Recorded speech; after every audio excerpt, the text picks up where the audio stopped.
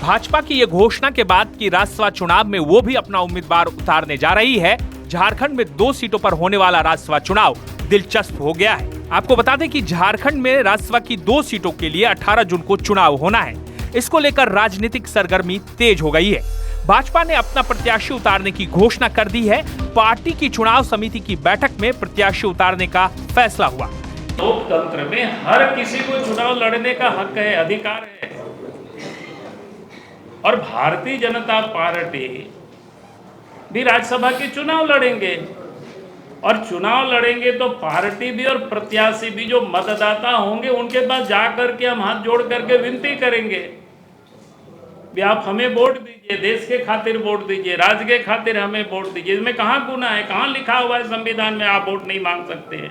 इस बीच सत्तारूढ़ झारखंड मुक्ति मोर्चा ने चुनाव आयोग को पत्र लिखकर चुनाव में हॉर्स ट्रेडिंग की आशंका जताई है।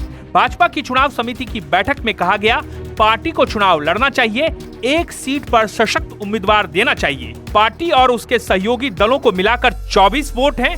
जीत के लिए सिर्फ 4 वोट की जरूरत है। सभी विधायकों से राष्ट्र हित में आग्रह किया जाए कि वे पीएम नरेंद्र मोदी को और मजबूत करें, जिससे झारखंड सहित पूरे देश का विकास हो।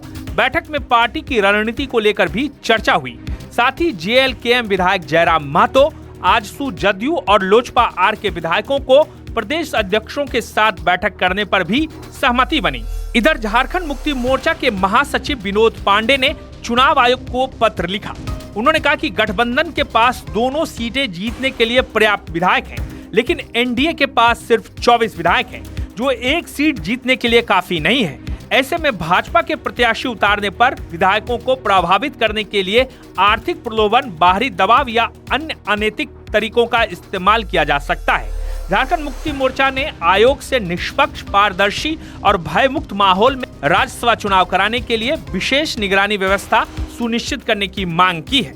पार्टी ने सीबीआई, ईडी, राज्य की खुफिया निदेशालय, केंद्रीय सतर्कता आयोग और राज्य के भ्रष्टाचार निरोधक ब्यूरो को भी सतर्क रहने का आग्रह किया है। 56 के आंकड़े हैं, 28 मत चाहिए 1 सीट जीतने के लिए, तो आप जोड़ लीजिए। इंडिया गठबंधन दोनों सीटों पर चुनाव जीतेगा, कंफर्टेबली जीतेगा। और मैं समझता हूं जो विपक्ष के लोग हैं, अगर सुचिता की बात करते हैं, अगर नैतिकता की बात करते हैं, तो उन्हें उम्मीदवार नहीं उतारना चाहिए।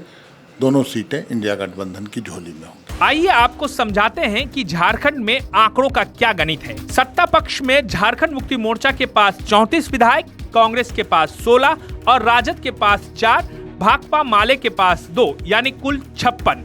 वहीं अगर विपक्ष की बात करें तो भाजपा के पास 21, आजसू के पास 1, जेडीयू के पास 1, लोजपा आर के पास 1, यानी कुल 24 सीटें। जेएलकेएम 1 है, ये पार्टी अभी किसी के साथ नहीं है। अगर इस आंकड़ों के हिसाब से समझे, महागठबंधन के लिए दोनों सीटें निकालना बिल्कुल आसान है, अगर सभी दलों के बीच सहमति बन जाए। वहीं विपक्ष को अगर अपने लिए 1 सीट निकालना है तो उनके पास 4 वोट कम है। अब ये देखना दिलचस्प होगा कि राज्यसभा चुनाव में महागठबंधन के तरफ से कौन कौन उम्मीदवार होते हैं। क्या कांग्रेस भी अपना उम्मीदवार उतारती है या दोनों सीटों पर झारखंड मुक्ति मोर्चा अपने उम्मीदवार को मैदान में उतारेगी। वहीं अगर बीजेपी की बात करें तो बीजेपी अपना उम्मीदवार किसे बनाती है, इस पर भी सबकी नजरें टिकी हुई है। दूसरी ओर रिलायंस ग्रुप से ताल्लुक रखने वाले परिमल नथवानी पहले ही ये कह चुके हैं कि वो झारखंड से एक बार अगर उन्हें मौका मिले तो फिर से राज्यसभा जाना चाहेंगे। इससे पहले भी वो झारखंड से राज्यसभा सदस्य रह चुके हैं। ऐसे में ये मानकर चला जा रहा है कि झारखंड में राज्यसभा चुनाव रोमांचक के साथ साथ दिलचस्प होना तय है।